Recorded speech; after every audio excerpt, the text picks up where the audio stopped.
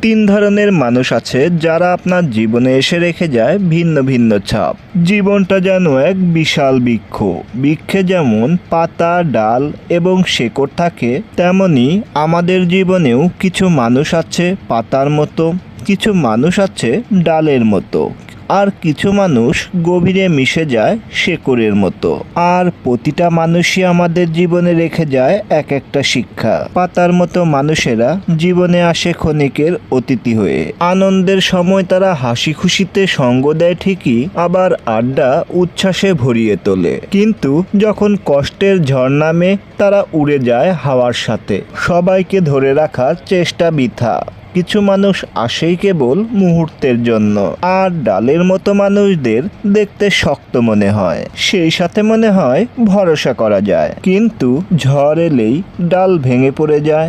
জীবনে এমন কিছু মানুষও থাকে যারা সাময়িক ভরসা দেয়, কিন্তু কঠিন পরিস্থিতি সামলাতে গিয়ে ধীরে ধীরে দূরে সরে যায়। আমাদের মনে রাখা উচিত যে সাময়িক সহায়তার উপর জীবন গড়া যায় না। প্রকৃত ভরসার জায়গা বুঝে নিতে হয়।